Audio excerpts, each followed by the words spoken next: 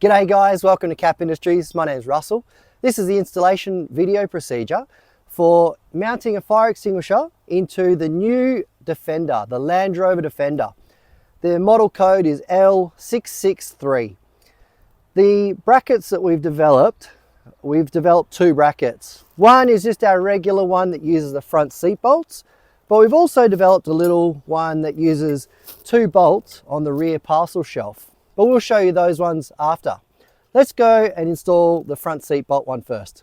The tools you require to install the front seat bracket is a ratchet and extension and an E12 Torx bit. That is so that you can get the E12 bolts out of the front seat, and just a couple of 8mm spanners so that you can do up the two M5 nuts and bolts that come with the bracket for your extinguisher. You'll also require a fire extinguisher. This is our single latch variety that we have on our website, and as you can see, it has a single latch and the two holes in the cage at the back. We'll start by removing our two front seat bolts, those E12 bolts.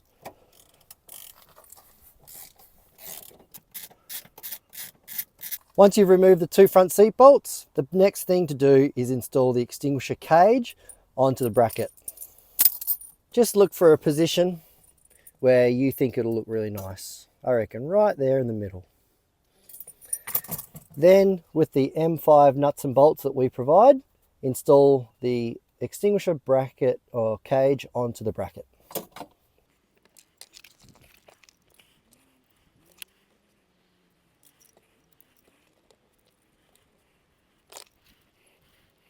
Once you've installed the cage, then simply slip the extinguisher bracket into its position and reinsert the factory bolts. Always tighten them up by hand so you do not cross thread them, and then just work them all the way down. After tightening up the front seat bolts, then simply install the extinguisher into its cage, tighten it all up. So as you can see, all fully installed, and it looks really great. You do lose probably about this much forward movement of the seat. However, this is a really comfortable position for the seat to be in most times, and in actual fact you're most likely going to be even further back. The way to get the extinguisher out, if you ever do need it, just pull that little pin out, open it up and grab the extinguisher straight out. Then if you do need to use the fire extinguisher, you pull this pin straight out and aim the fire extinguisher at the base of the fire. Sweep it sideways and you'll be sweet. Hopefully you never have to use it though. Now it's time to install the little back bracket that we've manufactured. And as we can see here, they pick up on these two little parcel shelf clips. It will go on either side. There's two on both sides. So in the video, we're just going to install it here. And the tools you require for this is a T30 Torx bit. So that little guy there, T30 Torx bit, and a driver. We're just using a little electrical screwdriver here.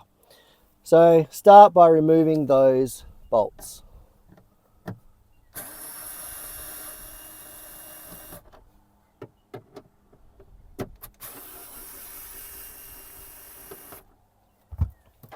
Take those little guys out, then install the extinguisher bracket or cage onto the bracket using the M5 nuts and bolts, and tighten them up with those 8mm spanners.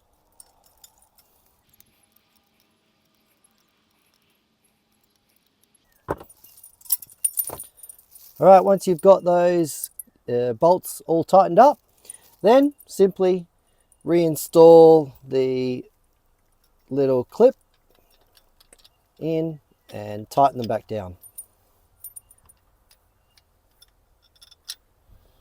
On the production version, we're going to have our little sticker facing this way, but this one we burnt it the wrong side. Doesn't matter, still works. Reinstall all back down again.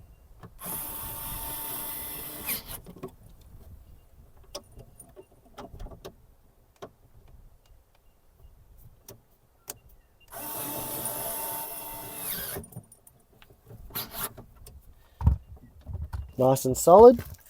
Then slip the extinguisher into its cage and slip the pin in to keep it safe. Job done, guys. Well, they are both in.